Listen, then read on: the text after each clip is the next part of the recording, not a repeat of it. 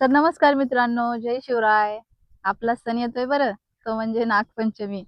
हो, नागपंचमी आणि त्याच रिलेटेड हा व्हिडिओ आहे. दर नागपंचमीला मी एक व्हिडिओ बनवते तुमच्यासाठी, की नागपंचमी हा जो सण आहे आपल्या एक पारंपरिक सण आहे आणि याच्यामध्ये हा नागपंचमीचा सण जो आहे का साजरी करतात, त्याच्या मागचं खरं उद्देश, कारण, सापांचा नागपंचमीचा काय संबंध आहे, हे सगळं तुमच्यापर्यंत पोहोचवण्यासाठी. तर आजचा तोच व्हिडिओ आहे. नागपंचमी म्हटलं की सर्वजण बायका ज्या आहेत छानपैकी वारुळाला पूजायला जातात, की त्यांना आशा असते की या वारुळामध्ये साप राहतो की काय, मग आपण सापाची पूजा करतोय. तर या पाठीमागचं सत्य असं आहे मित्रांनो. खरं तर नागपंचमी म्हटलं तर मला पण माझी लहानपणाची आठवण येते, कारण आई वगैरे पूजायला जायची आणि नागपंचमीची वाट मी यासाठी पाहायचे की नागपंचमीला झोके खेळायला मिळायचे म्हणून. पण आता माझे विचार बदललेत, कारण मला खरी घटना सत्य काय आहे ते आता मला, जसं मी सर्पमित्र फील्डमध्ये आले, मला समजायला लागले. तर नागपंचमीचा सण जो आहे का साजरी केला जातो हे आपण मूळ म्हणजे पाहूयात.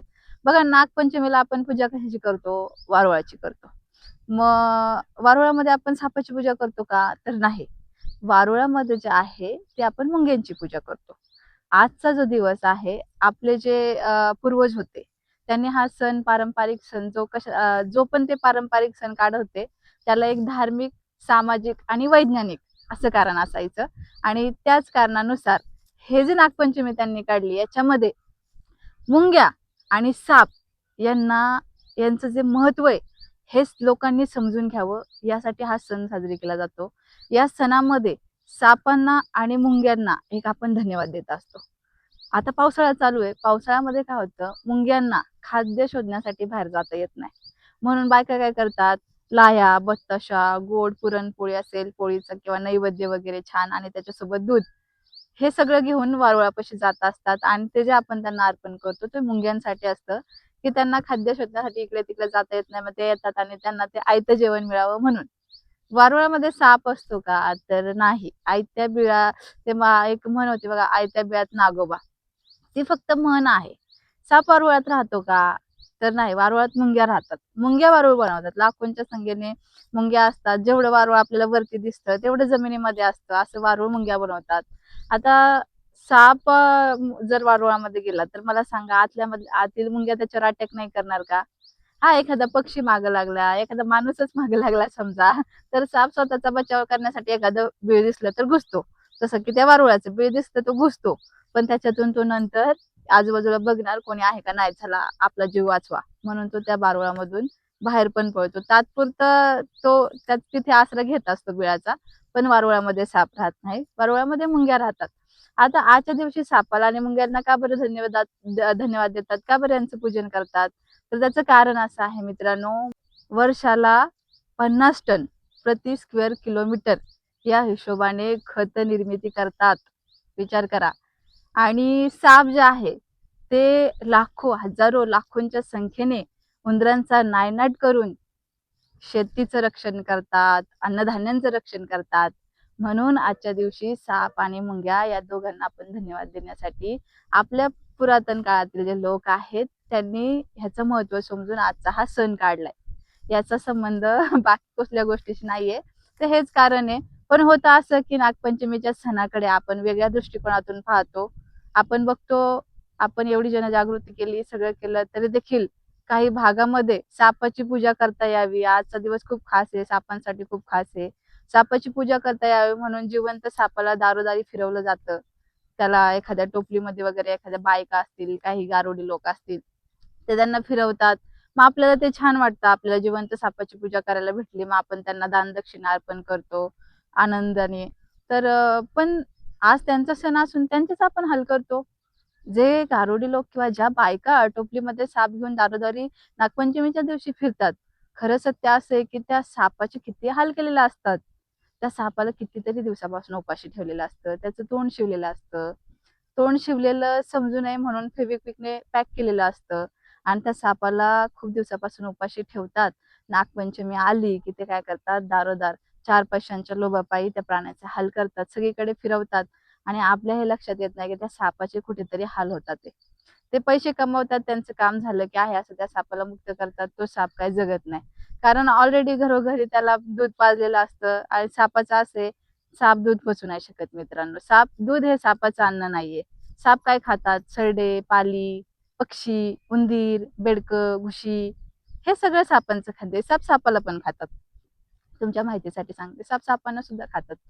तर हे सापाचं खाद्य आहे. या व्यतिरिक्त जर तुम्ही त्याला दूध पाजलं तर साप काय करतो? काही कालावधीने मरण पावतो. ते दूध त्याला पचत नाही. म्हणजे एक प्रकारे आपण त्याची पूजा करायला जातो, पण आपल्याकडूनच त्याचे काय होतात? खूप असे हाल होतात. असा प्रकार तुमच्या आजूबाजूला कुठे घडत असेल तर फॉरेस्ट डिपार्टमेंट किंवा एखाद्या सर्पमित्राला कॉन्टॅक्ट करा.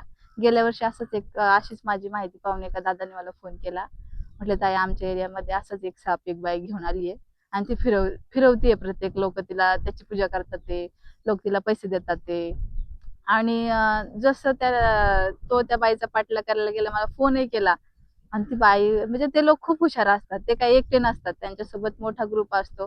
आणि त्यांना एवढूसा जरी शक जाणवला ना की आता ह्या माणसाने आपल्याला ओळखलंय, म्हणजे हा आपली कंप्लेंट करण, ते असल्या चतुराईने तिथून पळ काढतात आणि त्या सापाला असे कुठेतरी पटकन सोडून देतात आणि निघून जातात. म्हणजे त्यांच्याकडे साप सापडायला नको. कारण आता कायद्याने सापांना संरक्षण दिलेलं आहे.